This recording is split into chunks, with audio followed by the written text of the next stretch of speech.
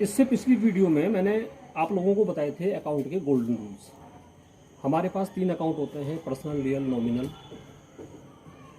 उनको हम पहचानेंगे कैसे, उनको आइडेंटिफाई कैसे करेंगे, कौन पर्सनल है, कौन रियल है, कौन नॉमिनल है, उनके रूल क्या हैं, उनके रूल्स को हम कैसे फॉलो करेंगे, वो आज हम इस वीडियो में सीखेंगे। देखो, बिजनेस में मैंने आपको पहले पिछली वीडियो में ही बताया था कि हम जो भी काम करते हैं, सपोज 1 अप्रैल है, 1 अप्रैल को हमने लिखा राम से माल खरीदा ₹10,000। अब ये जो हमारा लेन देन है राम के साथ, इसको इन फ्यूचर हमें याद रखना है। 1 दिन बाद, 2 दिन बाद, या 1 हफ्ते बाद, या 1 महीने बाद, या कुछ सालों के बाद हमें ये देखना है कि 1 अप्रैल को हमने राम के साथ क्या ट्रांजैक्शन की थी। तो हम जब कहीं पर इसको लिख के रखेंगे तो तभी हमें दिखाई देगा कि हमने राम से माल खरीदा। या आप इसको लिख सकते हो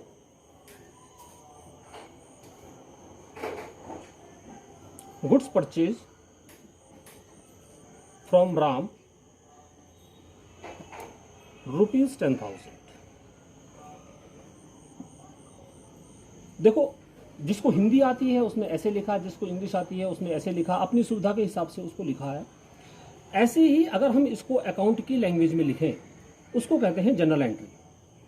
अकाउंट की लैंग्वेज में इसे कैसे लिखेंगे, आपको जहां पर समझ में ना आया, आप इससे पहले वाली वीडियो देखें, उस वीडियो में आपको समझ में आएगा।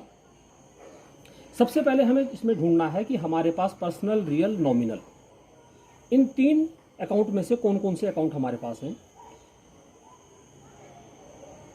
नॉर्मली हमें दिखाई दे रहा है, एक तो हमारे पास है राम,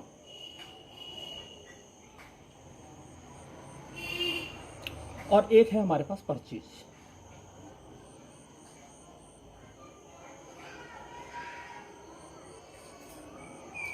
अब राम कौन सा अकाउंट है?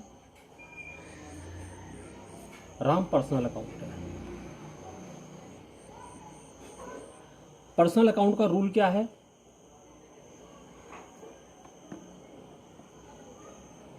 Debit the receiver and credit the giver. Purchase real account है और इसके रूल हैं debit what comes in and credit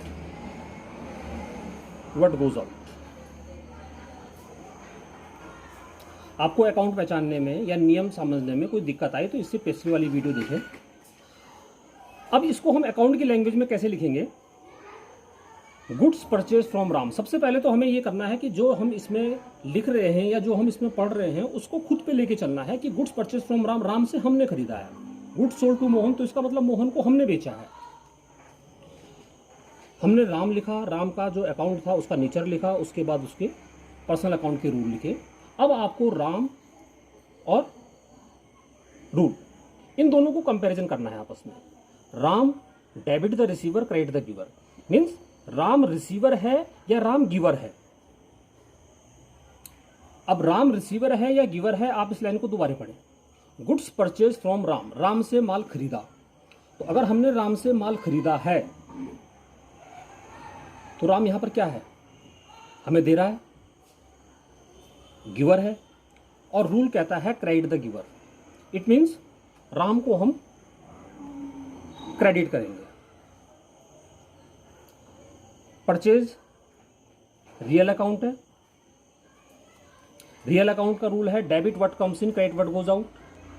फिर वही इस परचेज को और इस रूल को, इन दोनों को आपस में कंपेयर करो। Purchase debit what comes in, credit what goes out.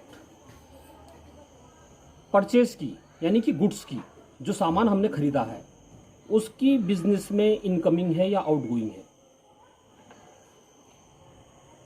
अगर हम खरीद रहे हैं तो इसका मतलब वो बिजनेस में आ रहा है, means debit what comes in.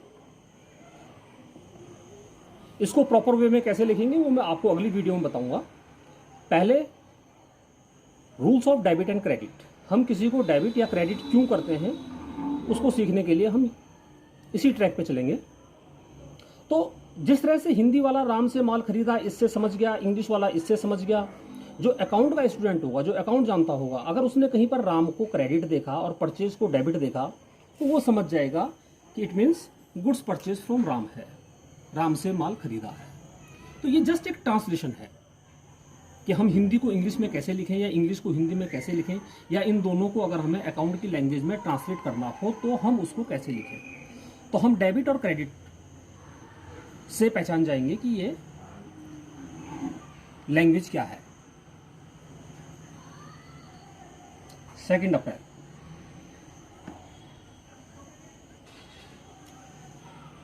Goods sold to Shyam ₹8,000। शाम को 8,000 रुपये का माल बेचा। हमारा ट्रैक फिक्स है, हम उस ट्रैक से नहीं हटेंगे। सबसे पहले हमें ये देखना है कि इसमें अकाउंट कौन कौन से हैं, फिर उसके बाद उस अकाउंट को लिखना है, फिर उसके बाद उसके नियम लिखने हैं, उसके रूल्स लिखने हैं, और रूल लिखने के बाद हमें अकाउंट और रूल को आपस में कंपेयर करके लिखना है आगे। तो यहाँ पर हमारे पास 2 अकाउंट आते हैं, एक तो सोल्ड और एक श्याम। एक तो आया श्याम और एक आया सेल्स। श्याम कौन सा अकाउंट है?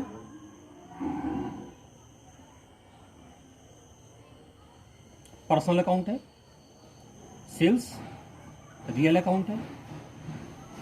हमारे 2 स्टेप पूरे हो गए। सबसे पहले हमने अकाउंट को ढूंढा, उसके बाद उस अकाउंट का नेचर उसके आगे लिखा, उसके बाद हम इनके रूल लिखेंगे। Personal account, debit the receiver, credit the giver. Real account, debit what comes in, credit what goes out. और अब तीसरा स्टेप हमारा है कि हम पहले वाले को, शाम को और इस रूल को आपस में कंपेयर करेंगे। शाम debit the receiver, credit the giver. तो शाम हमारे लिए रिसीवर है या हमारे लिए गिवर है। गुड सोल्ड टू श्याम, हमने शाम को बेचा। तो हमने शाम को बेचा तो श्याम क्या हुआ? यहाँ पर नेचुरल है, रिसीवर होगा। जब हम शाम को बेच रहे हैं तो शाम रिसीवर होगा, और रूल कहता है कि जो डेबिट, जो रिसीवर है उसको हम डेबिट करेंगे। Sale, sale means goods. जब हम गुड्स सोल्ड कर रहे हैं, माल को बेच रहे हैं, तो सेल की इनकमिंग हो रही है या आउटगोइंग हो रही है? गुड्स की इनकमिंग हो रही है, आउटगोइंग हो रही है। तो यहाँ पर गुड्स की आउटगोइंग हो रही है। हम माल बेचेंगे तो माल हमारे यहाँ से जाएगा, गुड्स हमारे यहाँ से जाएगा। और रूल कहता है कि अगर सेल की आउटगोइंग हो रही है तो credit what goes out. Sale, goods and credit, it means credit what goes out. जहां पर समझ में ना आए इसमें, आप इससे पहले वाली वीडियो को देखें तो आपको जो है ये रूल समझ में आ जाएंगे। उसके बाद इस वीडियो को देखें तो समझने में थोड़ा आसानी रहेगी। आगे की एंट्रीज मैं अगली वीडियो में शेयर करूंगा।